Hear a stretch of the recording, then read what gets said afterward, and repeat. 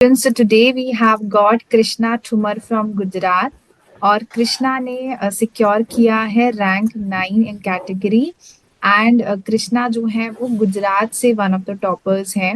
और कृष्णा, आप मुझे अपने बारे में बताओ कि बच्चे आपका कॉलेज कौन सा है और आपने कब से एआईए पीजीटी के लिए प्रिपरेशन स्टार्ट की, कैसे प्रिपरेशन स्टार्ट की? हेलो मैम, मेरा नाम I am doctor Krishna Thumar. मैंने ग्रेजुएट किया है गवर्नमेंट आयुर्वेदिक कॉलेज जूनागढ़ से। और प्रिपरेशन तो मैंने लास्ट ईयर में ज्वाइन किया था आयुर स्कॉलर। तब इंटर्नशिप चालू थी मेरी, तो उस टाइम तो इतनी ज़्यादा पीजी लेवल की प्रिपरेशन तो नहीं हो पाती थी। फिर इंटर्नशिप कंप्लीट नहीं हुई तब भी पता चला कि हम एलिजिबल नहीं है 2023 के लिए। हाँ जी। फिर वो छूट गया था बीच में थोड़ा 2-3 महीने के लिए।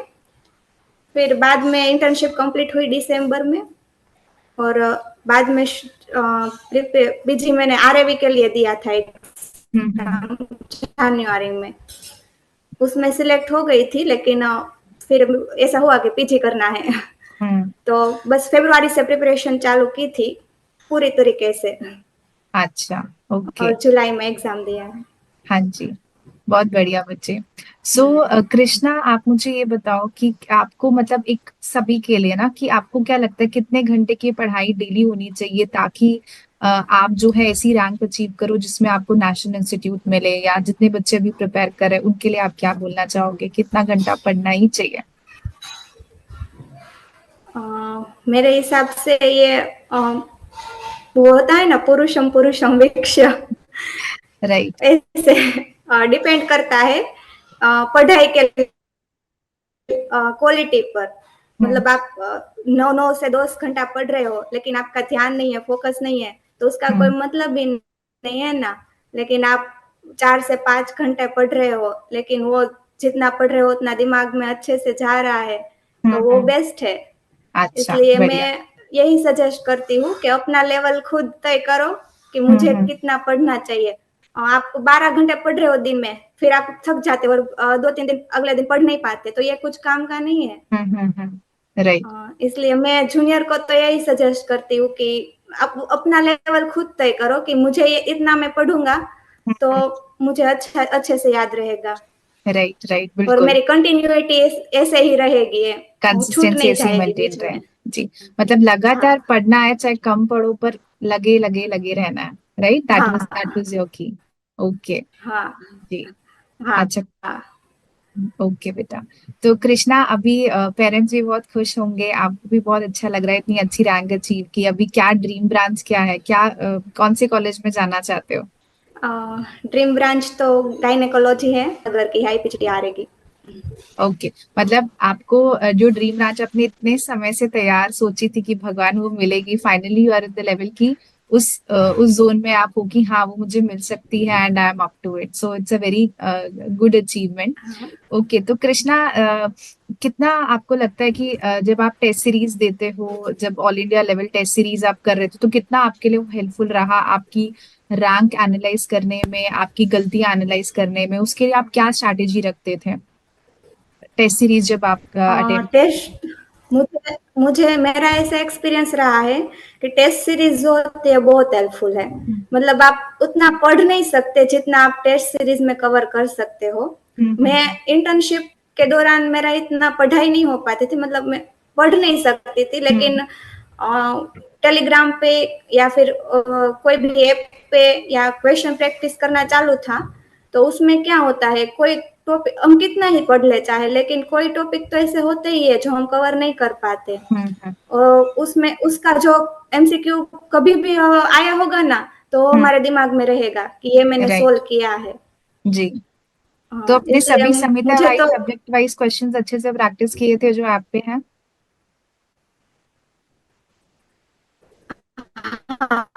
चलो बढ़िया। Okay okay. हाँ जी। तो बेटा, अच्छा, दूसरा मैं आपसे पूछूंगी, सबसे डिफिकल्ट सब्जेक्ट कौन सा लगता था आपको और कैसे टैकल किया कि इसको कैसे डिफिकल्ट चीजें तो कैसे कवर करूं? मुझे सबसे डिफिकल्ट रस शास्त्र लगता है। अच्छा, रसशास्त्र उसके लगता है सबका ही विलन है। जो हाँ पेपर 2 है ना, उसमें याद नहीं रहता, वो शोधन और मारण बहुत हम्म। ज्यादा है।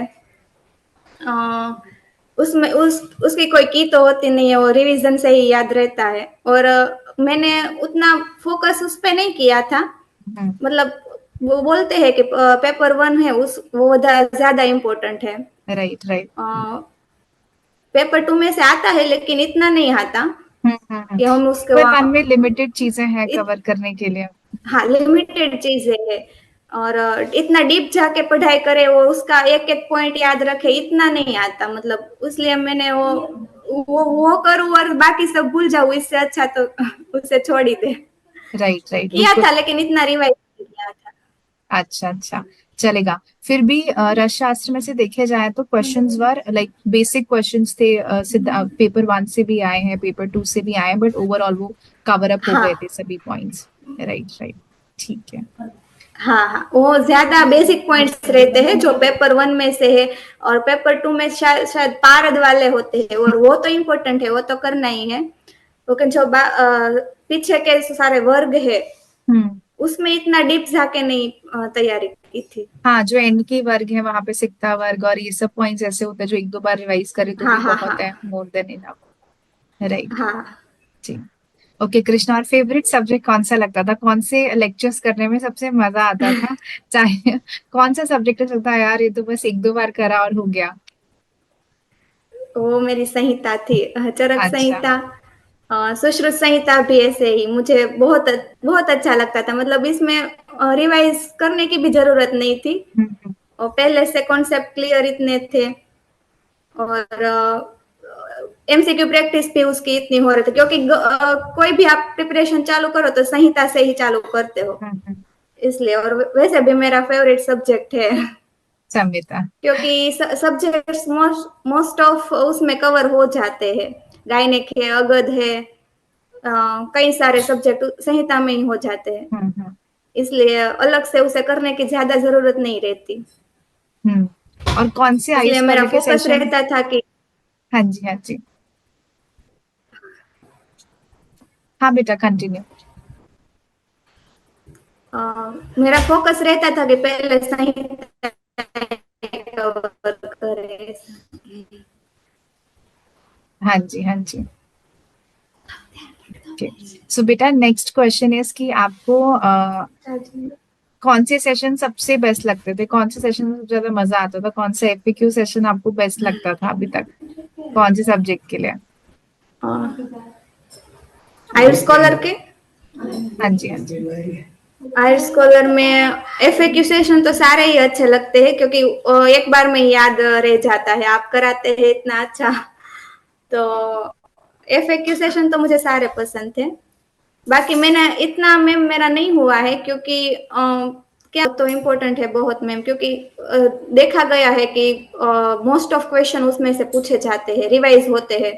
प्रीवियस ईयर क्वेश्चन तो पहले करने हैं, उसके लिए गोविंद पारेख बेस्ट है मेरे हिसाब से, क्योंकि उसमें हम्म। मोस्ट ऑफ सभी पेपर आ जाते हैं।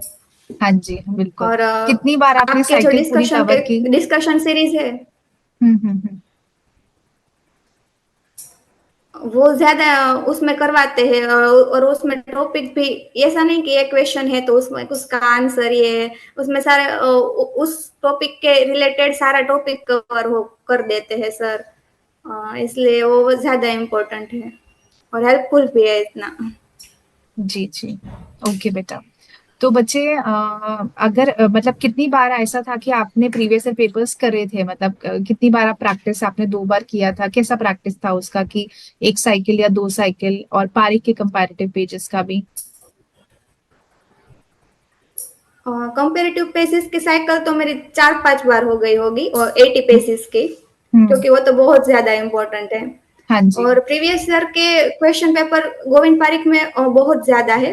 एक बार मैंने सारे किए थे, फिर जो इम्पोर्टेंट हुए, मतलब एआईपीजीटी के इम्पोर्टेंट होते हैं, उतने वो दूसरी एग्जाम के इतने इम्पोर्टेंट नहीं होते, तो वो उसको छोड़ के 2-3 बार साइकिल कंप्लीट की थी। ओके बेटा। Right right. ठीक है कृष्णा। सो कृष्णा, एंड के टाइम पे क्या स्ट्रैटेजी रखते थे? रिवीजन साइकिल कैसे फॉलो करते थे? 15 डेज का साइकिल फॉलो किया या 21 डेज का किया? वो कैसे प्लान आपने किया था कि रिवीजन बहुत अच्छे से हो? क्योंकि ज्यादातर स्टूडेंट जो है वो रिवीजन में बहुत उनको प्रॉब्लम आती है कि रिवीजन कैसे होनी चाहिए, है ना? तो आप क्या उनको सजेस्ट करोगे?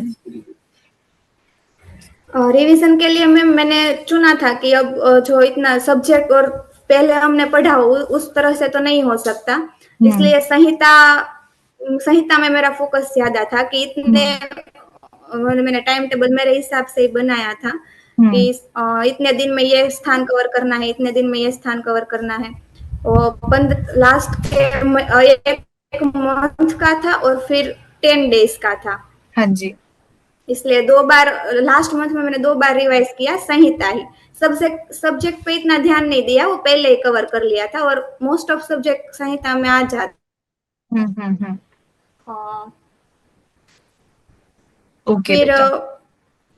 सब्जेक्ट मैंने आयुष जी के है, फिर रिसर्च है, उस पे ही लास्ट डेज में तो उस पे ही फोकस किया था। हम्म। अच्छा अच्छा। ठीक है बच्चे। सो हम्म। ओके बेटा। तो अच्छा, एक कई बार स्टूडेंट्स को कंफ्यूजन ये होती है कि हम पूरे सिलेबस के क्वेश्चंस प्रैक्टिस करें या सिर्फ संहिता से क्वेश्चंस प्रैक्टिस करें, सब्जेक्ट से क्वेश्चंस प्रैक्टिस करें। तो आप क्या सजेस्ट करोगे कि बेस्ट वे क्या रहता है? और अगर क्वेश्चंस प्रैक्टिस कर भी रहे हैं तो कितना टाइम आपको देना है क्वेश्चंस प्रैक्टिस के लिए? क्वेश्चन प्रैक्टिस का मेरा ये कहना है कि आप प्रिपरेशन कब से चालू कर रहे हो उसके अकॉर्डिंग डिपेंड करता है, क्योंकि आप फाइनल ईयर से प्रिपरेशन चालू कर रहे हैं तो आपको पूरे सिलेबस के क्वेश्चन प्रैक्टिस करना वो कोई काम का नहीं है।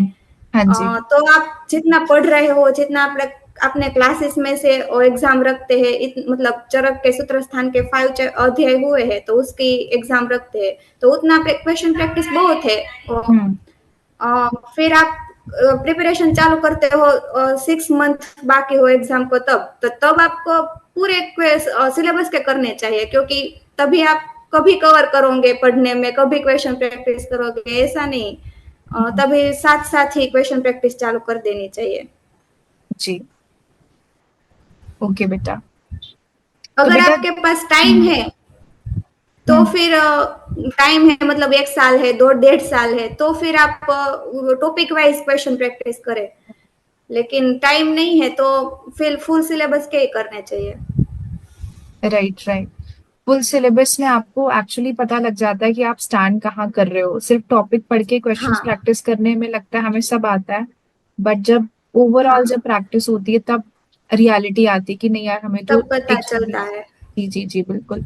तो कृष्णा, जो भी आप एंड के टाइम पर मॉक टेस्ट दे रहे थे उसमें कितना रैंक लगभग आप ले लेते थे? बिल्कुल एंड में तो मेरा रैंक 15 से 20, टॉप 20 तक आता था। हाँ हाँ। कभी कभी ज्यादा ओके क्या करते हैं कि कुछ क्वेश्चंस डिफिकल्ट डालते हैं, सिर्फ इसलिए नहीं कि रैंक पीछे हो जाए स्टूडेंट्स का, इसलिए कि वो जान सके कि ऐसे भी आ सकते हैं क्वेश्चन। राइट। हाँ, तो कभी हम्म। कभी तो बहुत पीछे चला जाता था मेरा। इतना अच्छा रैंक जितना पीजी में आया है ये एक्चुअल एग्जाम में उतना तो नहीं आया। तो डिफिकल्टी लेवल आपका मेंटेन था कि उतने में भी आ रहा है तो हम स्कोर कर लेंगे अच्छे से। हाँ हाँ जी। हाँ। जी बेटा। ओके। तो कृष्णा, मुझे टॉप 3 चीजें ऐसे बताओ जो जिस वजह से आपको लगा कि आप यहाँ पे अचीव ये चीज अचीव कर पाए ना। कोई भी ऐसे 3 टॉप चीजें आपको लगे कि यार ये 3 मैंने क्योंकि स्ट्रैटेजी फॉलो की इसलिए आज मैं यहाँ पे हूँ।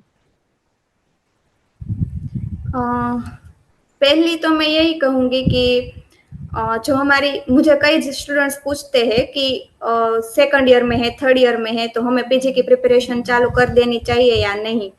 मेरा सजेशन, मेरा मानना ये है कि आपका जो एग्जाम का सिलेबस है वही पीजी की एग्जाम का सिलेबस है, तो आपको पीजी की प्रिपरेशन के लिए तब से मेहनत करने की कोई जरूरत नहीं है, क्योंकि आप ईयरली एग्जाम पे ही इतना फोकस करो, उसके लिए अच्छे से प्रिपरेशन करो। सेकंड ईयर में हो तो रस शास्त्र द्रव्य, उसके लिए इतना डीप प्रिपरेशन करो कि आपको अलग से उसे रिवाइज करने की जरूरत ही ना पड़े। तो वो हम्म। आपको काम आने ही वाला है पीजी के लिए।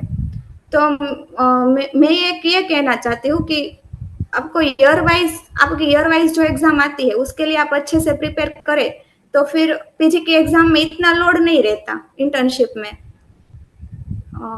फिर क्वेश्चन प्रैक्टिस इम्पोर्टेंट है, दूसरी बात बहुत इम्पोर्टेंट है, क्योंकि मैंने देखा है, मेरा एक्सपीरियंस है कि जो टॉपिक मैंने कभी देखे ही नहीं होते वो क्वेश्चन, कभी कभी क्वेश्चंस उसके आए होते, मैंने सोल्व किए होते हैं, तो हमारे दिमाग में रहता है कि ये हाँ ये मैंने किया हुआ था।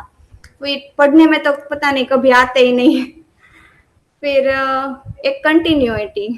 तीसरी बात मैं ये कहूंगी कि बीच बीच में मेरा छूट गया था, मैं ये मानती हूँ कि मेरा छूट गया था, लेकिन वो छूटे नहीं तो बहुत अच्छी बात है, क्योंकि कंटिन्यूटी रहेगी तो आपको एंड तक पढ़ने में मजा आएगा।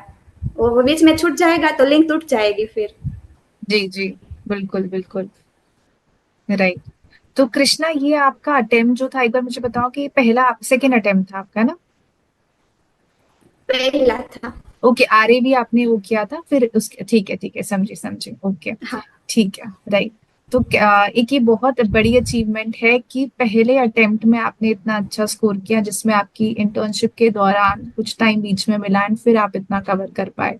तो टाइम मैनेजमेंट आपकी, मुझे लगता है, सबसे बड़ी स्ट्रैटेजी रही है, जिस वजह से आप सभी चीजों को साथ में लेके चल पाए, कि सभी सब्जेक्ट्स पे, सभी संहिता पे आप अपना पूरा फोकस कर पाए। तो ये एक बहुत इंपॉर्टेंट चीज है जो सभी स्टूडेंट्स को ध्यान में रखनी चाहिए, कि हर एक के पास टाइम इज लिमिटेड, बट वो आप यूटिलाइज कैसे कर रहे हो, वो सबसे ज्यादा मैटर करता है। कभी कोई एक्सक्यूज नहीं कि हमारी इंटर्नशिप चल रही थी, ये चल रहा था तो नहीं हुआ, ऐसा नहीं होता।